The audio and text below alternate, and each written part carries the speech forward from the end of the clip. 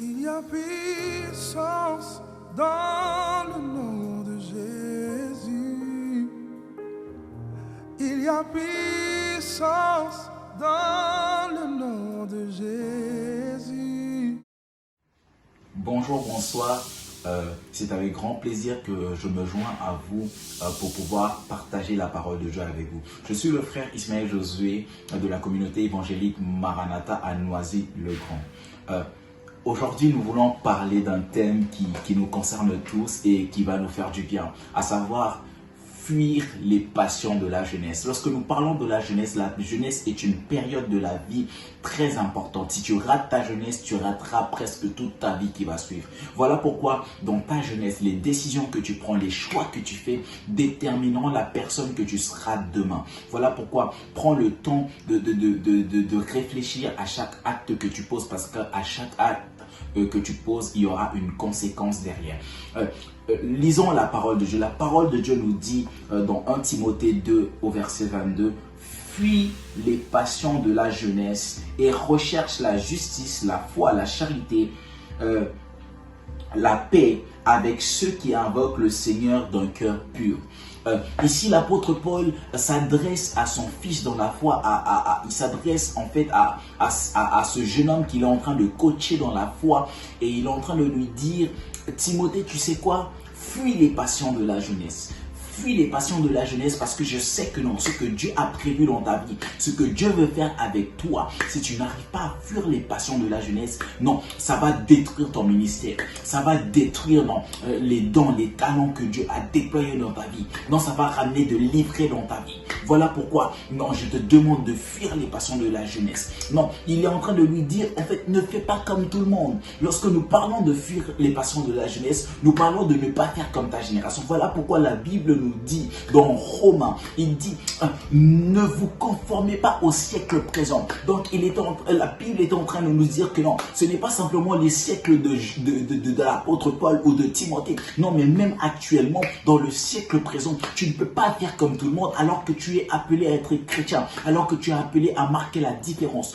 Voilà pourquoi l'apôtre Paul veut avertir ce jeune pasteur. Il veut lui dire que non, fuis les passions de la jeunesse, éloigne-toi de toutes ces choses-là, éloigne-toi de l'impudicité, et parfois nous n'aimons pas en parler, éloigne-toi de la masturbation, éloigne-toi de la convoitise, éloigne-toi de la luxure, éloigne-toi de beaucoup de choses qui sont en train de séduire cette génération, éloigne-toi de la musique mondaine, éloigne-toi des soirées, des boîtes de nuit, éloigne-toi de tout ça. Il est en train de parler à Timothée, il est en train de l'encourager, il est en train de lui dire, non, si tu veux aller loin avec Dieu, si tu veux percer, non, si tu veux être saint, non, il faudrait que tu puisses fuir.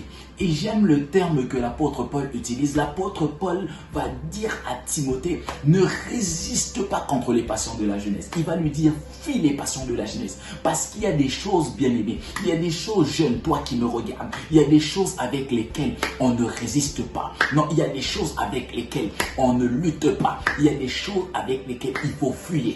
L'impudicité, il faut fuir devant ça. Non, il y a des choses, il faut que tu puisses fuir. Non, tu dois être différent. Tu dois être lumière, tu dois Satan. Non, toi, tu dois faire la différence, tu dois marquer la différence dans tout ce que tu fais. Voilà pourquoi l'apôtre Paul, parlant à Timothée, il y a certaines choses, il faut fuir. Il y a d'autres péchés, il faut résister. Mais il y en a, comme l'apôtre Paul est en train de le montrer ici. Fuis les passions de la jeunesse. Fuis cet amour intense que tu as pour, je sais pas, tu sais, quand tu veux identifier les passions que tu as et que Dieu veut que tu puisses laisser tomber, regarde dans ta vie ce que tu aimes beaucoup. Regarde dans ta vie, non, ce que tu sais que non, il y en a, vous les appelez les péchés mignons. Il n'y a pas de péché mignon, péché est un péché. Non, il y a des choses qu'on appelle, non, ça c'est pas trop grave, non, c'est grave. Non, je veux te dire, c'est grave. Il faut que tu puisses ouvrir les yeux sur certaines choses. Regarde autour de toi.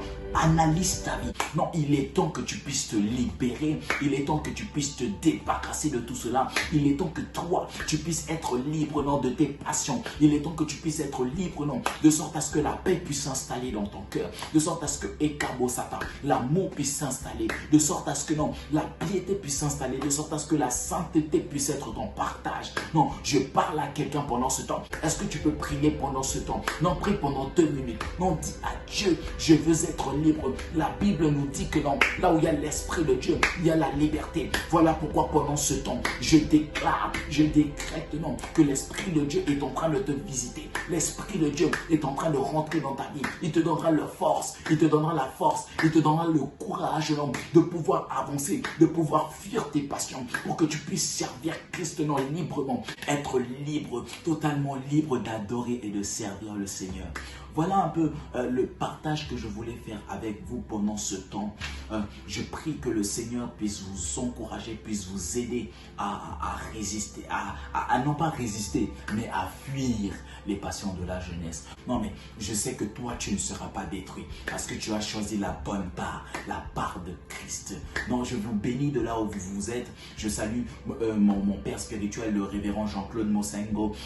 Non, que la paix et la grâce de Dieu non, vous soient données. Je bénis vos vies, que Dieu puisse vous étonner pendant que vous êtes en train de fuir les passions de la jeunesse. Non, Dieu peut t'utiliser pendant ta jeunesse. Dieu peut t'utiliser de la manière dont tu es. Et je crois fermement que Dieu va t'utiliser, toi qui me regardes. Partage cette vidéo avec quelqu'un et aime la page Jeunesse pour Jésus. Parce que nous sommes un. Nous sommes un pour Christ. Nous voulons conquérir cette jeunesse pour Christ. Non.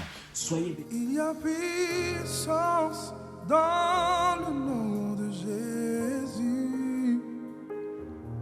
Il y a puissance dans le nom de Jésus.